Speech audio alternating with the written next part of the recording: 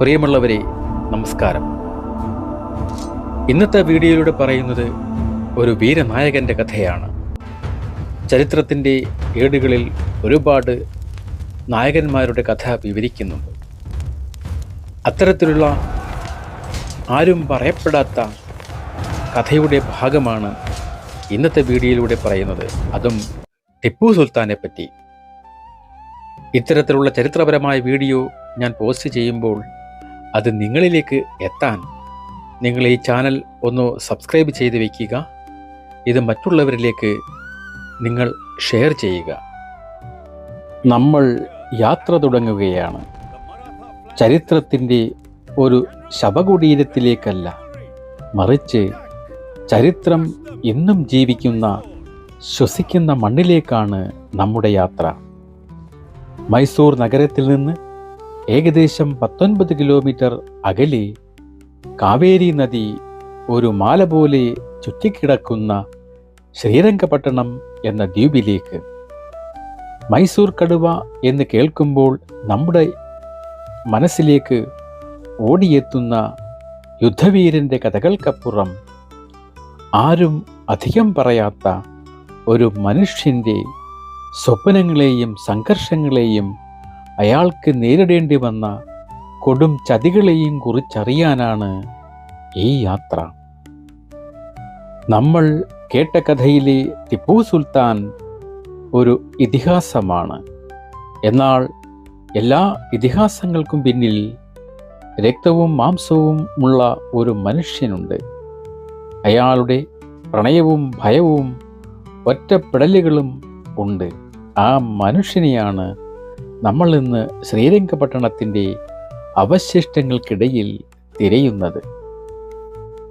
ചരിത്രമുറങ്ങുന്ന മണ്ണിൽ നമ്മുടെ ആദ്യത്തെ ലക്ഷ്യം ദരിയ ദൗലത്ത് ബാഗ് ആണ്. ടിപ്പുവിൻ്റെ വേനൽക്കാല കൊട്ടാരമായിരുന്നു ഇവിടം. സമ്പത്തിൻ്റെ കടലിൻ്റെ ഉദ്യാനം എന്നാണ് അറിയപ്പെടുന്നത്. ഇന്ന് സഞ്ചാരികളെ ആകർഷിക്കുന്ന ഒരു മ്യൂസിയമാണിത്. പൂർണ്ണമായും തേക്ക് തടിയിൽ തീർത്ത ഈ ഇൻഡോ ഇസ്ലാമിക് നിർമ്മിതിയുടെ ചുമരുകൾ നമ്മോട് സംസാരിക്കാൻ തുടങ്ങും. ഇതിനുള്ളിലെ മ്യൂസിയത്തിൽ ടിപ്പുവിൻ്റെ ആയുധങ്ങളും നാണയങ്ങളും ചിത്രങ്ങളും സൂക്ഷിച്ചിരിക്കുന്നു. പക്ഷേ നമ്മെ പിടിച്ചു നിർത്തുന്നത് ആ കൊട്ടാരത്തിൻ്റെ പുറംഭിത്തികളാണ്. അവിടെ ഭീമാകാരമായ ചുമർചിത്രങ്ങൾ കാണാം. അവ പൂക്കളുടെയോ പ്രകൃതിയുടെയോ അല്ല, മറിച്ച് യുദ്ധത്തിൻ്റെതാണ്. ടിപ്പുവിൻ്റെയും ഹൈദരിൻ്റെയും സൈന്യം കേണൽ ബേലിയുടെ നേതൃത്വത്തിലുള്ള ബ്രിട്ടീഷ് പടയെ പരാജയപ്പെടുത്തിയ പോളിലൂർ യുദ്ധത്തിൻ്റെ ദൃശ്യങ്ങളാണവ. ഒരു വേനൽക്കാല വസതിയുടെ ചുമരിൽ എന്തിനാണ് ഇത്ര വിശദമായി യുദ്ധം വരച്ചു വച്ചിരിക്കുന്നത് എന്ന ചോദ്യത്തിൽ തന്നെയുണ്ട് ആ ഭരണാധികാരിയുടെ മനസ്സ്. അയാൾക്ക് സമാധാനമില്ലായിരുന്നു. അയാളുടെ ചിന്തകൾ മുഴുവൻ യുദ്ധഭൂമിയിലായിരുന്നു. എന്നാൽ ആ ചിത്രങ്ങൾക്കിടയിൽ നമ്മെ ഞെട്ടിക്കുന്ന ഒരു കാഴ്ചയുണ്ട്. വിജയശില്പികളായ സൈന്യാധിപന്മാർക്കിടയിൽ ടിപ്പുവിൻ്റെ ഒരു പ്രധാനമന്ത്രിയുടെ മുഖം ആരോ കറുത്ത മഷിയൊഴിച്ച് വികൃതമാക്കുകയോ പൂർണ്ണമായും മായ്ച്ചു കളയുകയോ ചെയ്തിരിക്കുന്നു. അത് മിർ സാദിഖായിരുന്നു. എന്തിനാണ് വിജയം ആഘോഷിക്കുന്ന ഒരു ചിത്രത്തിൽ സ്വന്തം മന്ത്രിയുടെ മുഖം വികൃതമാക്കിയത്? ചരിത്രത്തിലെ ഏറ്റവും വലിയ ഒറ്റുകൊടുക്കലിൻ്റെ മായാത്ത മുദ്രയാണത്. കാലം മായ്ക്കാത്ത ആ ചതിയുടെ കഥയിൽ നിന്നാണ് ടിപ്പു എന്ന മനുഷ്യൻ്റെ യഥാർത്ഥ കഥ തുടങ്ങുന്നത്. ആ ചതി മനസ്സിലാക്കണമെങ്കിൽ ആദ്യം ആരുമാരും കാണാത്ത അയാളുടെ മനസ്സിലേക്ക്, അയാളുടെ സ്വപ്നങ്ങളിലേക്ക് നമ്മൾ സഞ്ചരിക്കണം. ശ്രീരംഗപട്ടണത്തിൻ്റെ പതനത്തിനു ശേഷം ബ്രിട്ടീഷുകാർ കൊട്ടാരം കൊള്ളയടിച്ചപ്പോൾ അവർക്ക് കിട്ടിയ അമൂല്യ വസ്തുക്കളിൽ നിന്ന് ഒന്ന് ഒരു ചെറിയ ഡയറിയായിരുന്നു.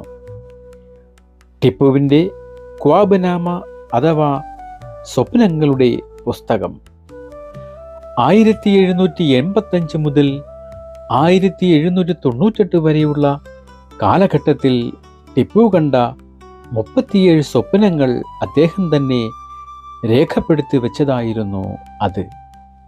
ഇതൊരു സാധാരണ ഡയറി ആയിരുന്നില്ല. ടിപ്പുവിൻ്റെ ഒരേയൊരു ആത്മസുഹൃത്ത് എന്നാണ് അത് വിശേഷിപ്പിക്കപ്പെട്ടത്. തൻ്റെ മുതിർന്ന ഉദ്യോഗസ്ഥനായ ഹബീബുള്ളയ്ക്ക് പോലും ഇതിനെക്കുറിച്ച് അറിവുണ്ടായിരുന്നെങ്കിലും ടിപ്പു അത് എഴുതുന്ന സമയത്ത് ആരെങ്കിലും അങ്ങോട്ട് ചെന്നാൽ അദ്ദേഹം അത് ഒളിപ്പിച്ചു വയ്ക്കുമായിരുന്നു. അത്രയേറെ രഹസ്യമായി സൂക്ഷിച്ച ആ പുസ്തകമാണ് ടിപ്പു എന്ന മനുഷ്യൻ്റെ ആന്തരിക സംഘർഷങ്ങൾ നമുക്ക് മുന്നിൽ തുറന്നു വയ്ക്കുന്നത്. ആ സ്വപ്നങ്ങളിൽ നിറയെ യുദ്ധമായിരുന്നു. ബ്രിട്ടീഷുകാരെ ഇന്ത്യയിൽ നിന്ന് തുരത്തുന്നതായിരുന്നു മിക്ക സ്വപ്നങ്ങളുടെയും കാതൽ.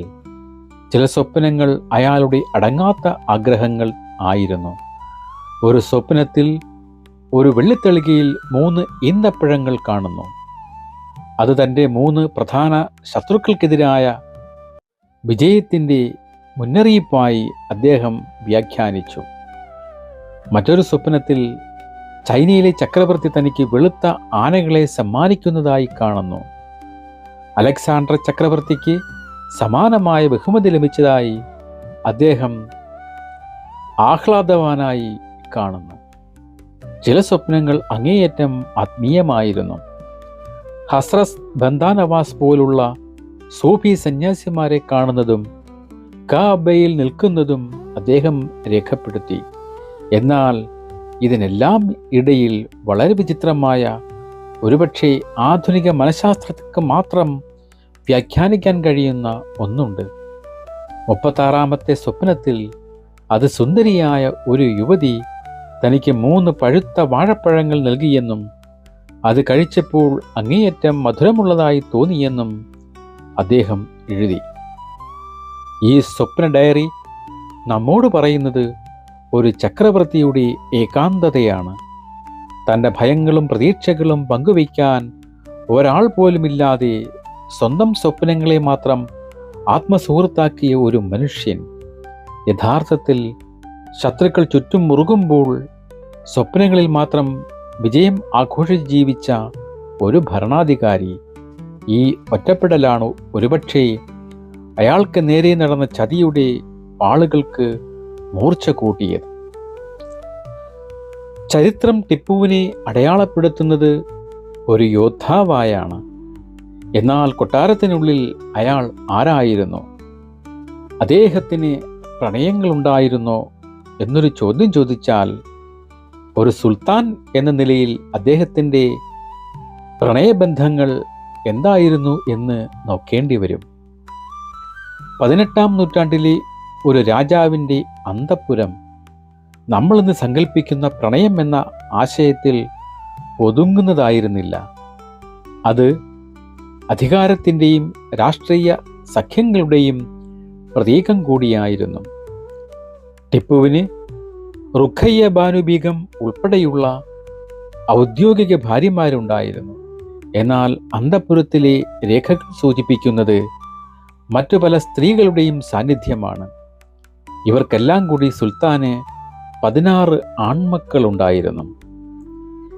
ഈ സ്ത്രീകളുടെ കഥകളാണ് യഥാർത്ഥത്തിൽ അറിയപ്പെടാതെ പോയത്.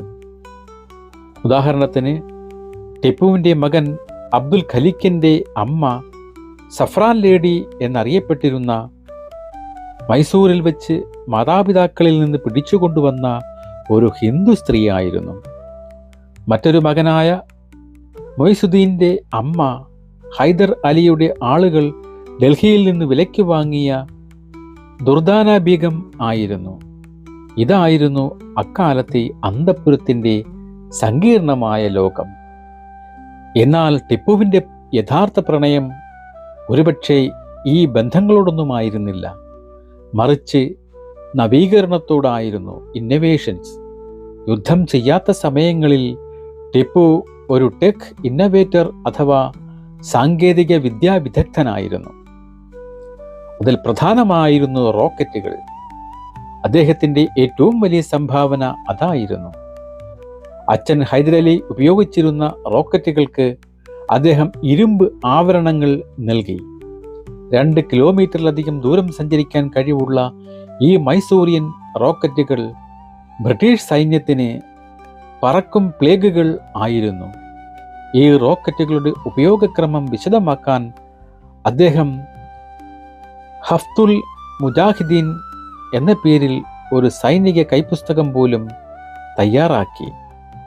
ചരിത്രത്തിൻ്റെ ഏറ്റവും വലിയ വിരോധാഭാസം എന്തെന്നാൽ ടിപ്പുവിൻ്റെ പതനശേഷം ബ്രിട്ടീഷുകാർ ഈ റോക്കറ്റ് സാങ്കേതികവിദ്യ കടത്തിക്കൊണ്ടുപോവുകയും അത് മാതൃകയാക്കി പ്രശസ്തമായ കോൺഗ്രീവ് റോക്കറ്റുകൾ നിർമ്മിക്കുകയും ചെയ്തു. ഭരണത്തെക്കുറിച്ച് പറഞ്ഞാൽ അദ്ദേഹം ഒരു ആധുനിക രാഷ്ട്രം സ്വപ്നം കണ്ടു. സ്വന്തമായി മൗലൂദി എന്ന പേരിൽ ഒരു കലണ്ടർ, പുതിയ ഭൂനികുതി വ്യവസ്ഥ, പുതിയ തരം നാണയങ്ങൾ എന്നിവ അദ്ദേഹം അവതരിപ്പിച്ചു. ആ നാണയവ്യവസ്ഥ അത്ഭുതകരമായിരുന്നു. ഓരോ തരം നാണയത്തിനും ഓരോ പേര് നൽകി.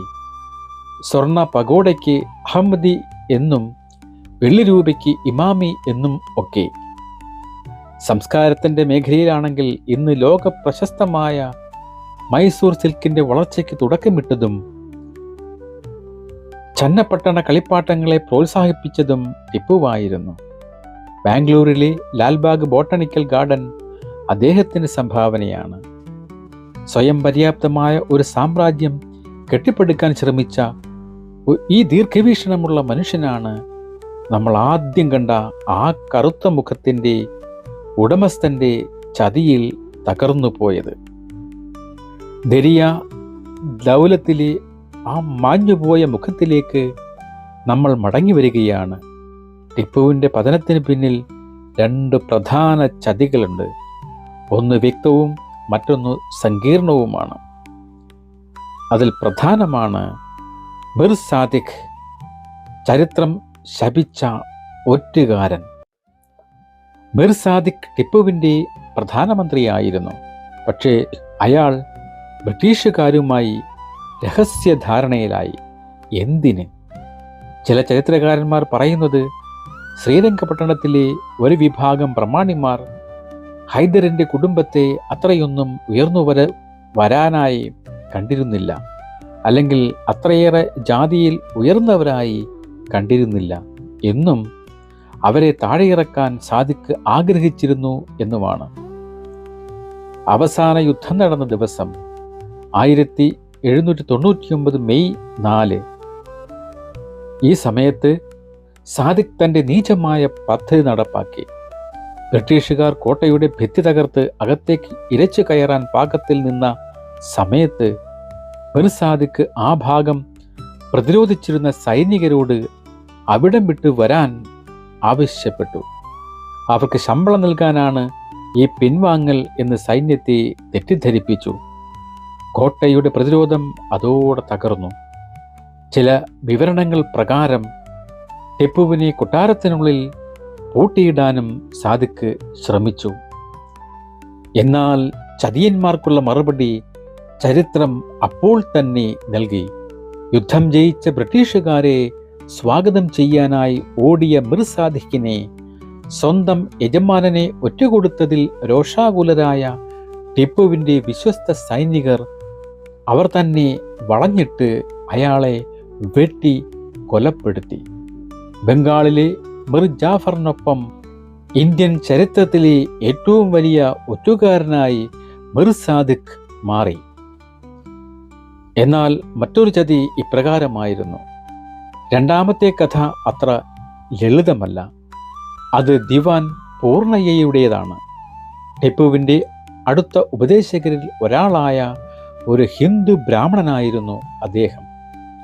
പൂർണ്ണയ്യ ടിപ്പുവിൻ്റെ അച്ഛൻ ഹൈദർ അലിയുടെ വിശ്വസ്തനായിരുന്നു.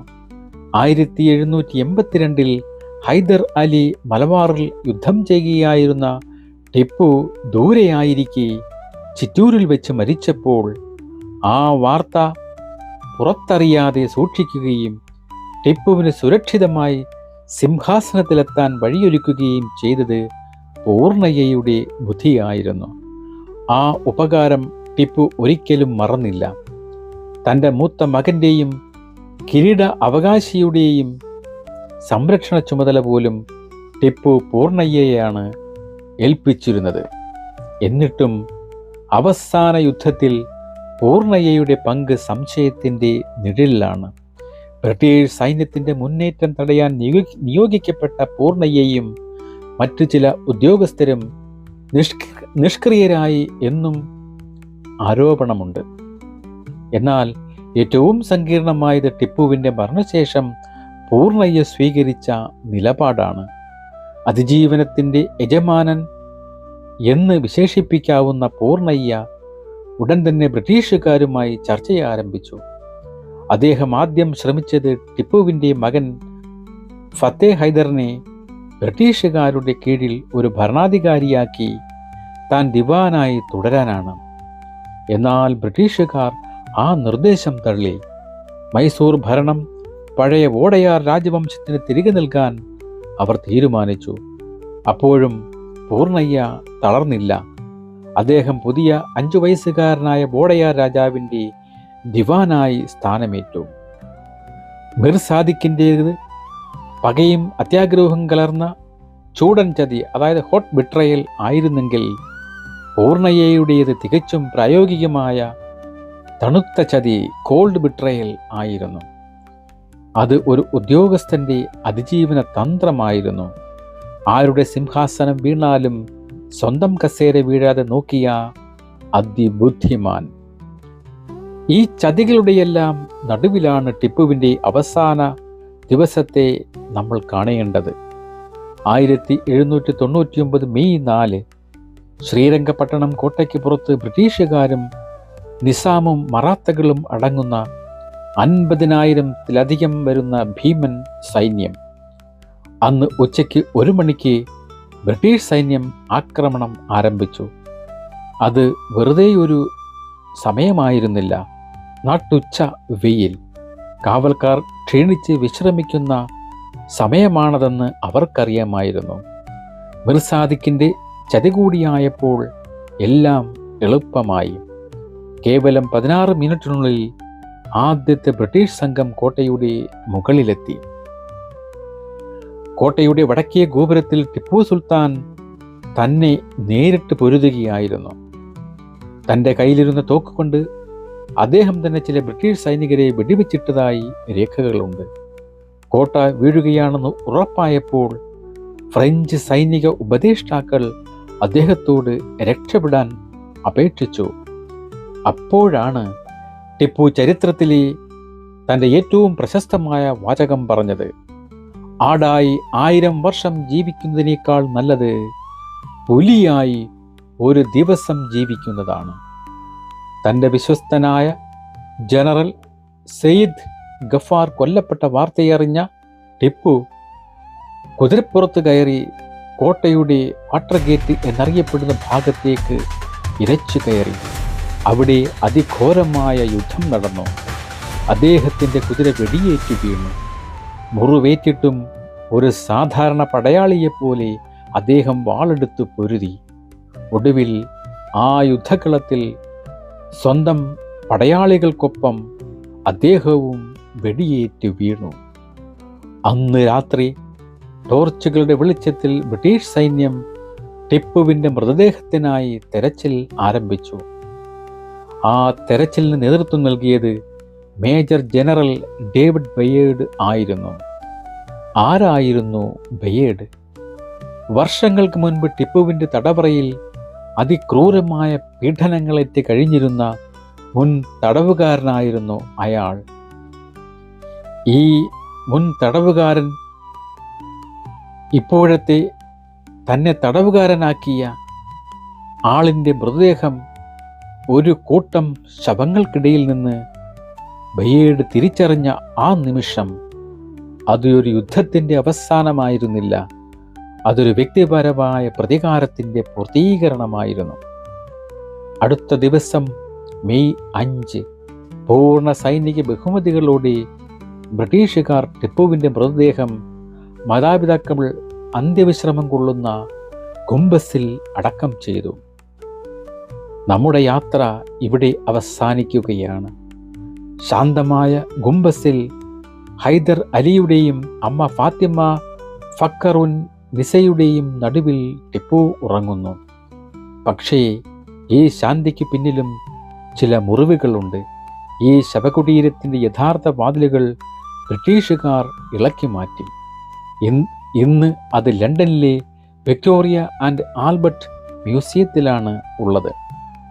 ടിപ്പുവിൻ്റെ പ്രധാന കൊട്ടാരമായിരുന്ന ലാൽമഹൽ നമ്മൾ അന്വേഷിച്ചു പോയാൽ ഇന്ന് നിരാശപ്പെടേണ്ടി വരും. അവിടെ ഇന്ന് അവശിഷ്ടങ്ങൾ മാത്രം. അത് കാലം വരുത്തിയ നാശമല്ല.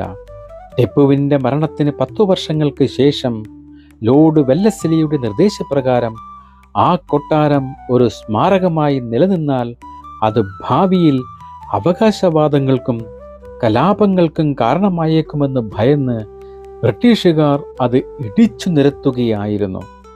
അവർ ആ മനുഷ്യനെ മാത്രമല്ല, അദ്ദേഹത്തിൻ്റെ ഓർമ്മകളും കൂടിയാണ് കൊന്നത്. ടിപ്പു പുലിയായി മരിക്കാൻ തെരഞ്ഞെടുത്തു. പക്ഷേ അദ്ദേഹത്തിൻ്റെ കുടുംബത്തെ ബ്രിട്ടീഷുകാർ ആടുകളെപ്പോലെ ജീവിക്കാൻ നിർബന്ധിതരാക്കി. ടിപ്പുവിൻ്റെ 12 ആൺമക്കൾ ഉൾപ്പെടെ 300ഓളം വരുന്ന കുടുംബാംഗങ്ങളെ അവർ നാടുകടത്തി. ആദ്യം വെല്ലൂർ കോട്ടയിലേക്ക്. 1806 അവിടെ ഒരു കലാപം പൊട്ടിപ്പുറപ്പെട്ടപ്പോൾ അതിന് കാരണം രാജകുമാരന്മാരാണെന്ന് ആരോപിച്ച് അവരെ വീണ്ടും നാടുകടത്തി. ഇത്തവണ ഇന്ത്യയുടെ മറ്റേ അറ്റത്ത് കൽക്കട്ടയിലെ ഒരു ചതുപ്പ് നിറഞ്ഞ പ്രദേശത്തേക്ക്. ചെറിയ പെൻഷൻ വാങ്ങി ബ്രിട്ടീഷ് നിരീക്ഷണത്തിൽ അവർ അവിടെ ജീവിച്ചു തീർത്തു. ഈ നാടുകടത്തപ്പെട്ടവരുടെ കൂട്ടത്തിൽ ആരുമറിയാത്ത ഏറ്റവും വിചിത്രമായ ഒരു കഥയുണ്ട്. അതാണ് നമ്മുടെ ഈ യാത്രയുടെ അവസാന വാക്ക്. ടിപ്പുവിൻ്റെ ഇളയ മകനായിരുന്നു ഗുലാം അഹമ്മദ്. അച്ഛൻ മരിക്കുമ്പോൾ 1 വയസ്സ് മാത്രം പ്രായം. അദ്ദേഹം കൽക്കട്ടയിൽ വളർന്നു. ചെറുപ്പത്തിലെ മരിച്ചും പോയി. അദ്ദേഹത്തിൻ്റെ വിധവയുടെ പേര് ഉൽഫത്തുന്നിസ ബീഗം എന്നായിരുന്നു. എന്നാൽ ഗവേഷകർ കണ്ടെത്തിയ അവരുടെ യഥാർത്ഥ ചരിത്രം നമ്മെ അത്ഭുതപ്പെടുത്തും. അവർ ജനിച്ചത് എലിസലിമോണ്ട് എന്ന പേരിലാണ്. ഒരു ബ്രിട്ടീഷ് ഇൻഡിഗോ പ്ലാന്ററുടെ, മിക്കവാറും ഒരു ഇന്ത്യൻ സ്ത്രീയിലുണ്ടായ ക്രിസ്ത്യാനിയായി വളർന്ന മകൾ. അവൾ ടിപ്പുവിൻ്റെ മകനെ പ്രണയിച്ച് ഇസ്ലാം മതം സ്വീകരിച്ച് ഉൽഫത്തുന്നിസ ബീഗമായി മാറിയതാണ്. ഭർത്താവിൻ്റെ മരണശേഷം 10 വർഷത്തോളം അവർ ആ കുടുംബത്തിൽ വിധവയായി കഴിഞ്ഞു. എന്നാൽ 1834 തൻ്റെ 28ാം വയസ്സിൽ ആ യുവതി ഒരു സുപ്രഭാതത്തിൽ അപ്രത്യക്ഷയായി. അവർ ഒളിച്ചോടി എന്ന് ബ്രിട്ടീഷ് രേഖകൾ പറയുന്നു. ഈ അവിശ്വസ്തതയ്ക്ക് ബ്രിട്ടീഷ് സർക്കാർ അവരുടെ പെൻഷൻ ഉടൻ റദ്ദാക്കി. പിന്നീട് എലിസലിമോണ്ടിന്, അതായത് ഈ ഉൽഫത്തുന്നിസ ബീഗത്തിന് എന്ത് സംഭവിച്ചു എന്ന് ചരിത്രത്തിൽ എവിടെയും രേഖപ്പെടുത്തിയിട്ടില്ല. അവർ തിരികെ എലിസ എന്ന ക്രിസ്ത്യൻ പേര് സ്വീകരിച്ചോ അതോ മറ്റൊരാളെ വിവാഹം കഴിച്ച് പുതിയൊരു ജീവിതം തുടങ്ങിയോ അറിയില്ല. രാജാക്കന്മാരുടെയും സുൽത്താൻമാരുടെയും വലിയ ചരിത്രങ്ങൾക്കിടയിൽ ഇങ്ങനെ മറുപടിയില്ലാതെ അപ്രത്യക്ഷമാകുന്ന, പ്രത്യേകിച്ച് സ്ത്രീകളുടെ ഒരുപാട് വ്യക്തിപരമായ ദുരന്തങ്ങളുടെ പ്രതീകമാണ് ആ അപ്രത്യക്ഷയായ രാജകുമാരി.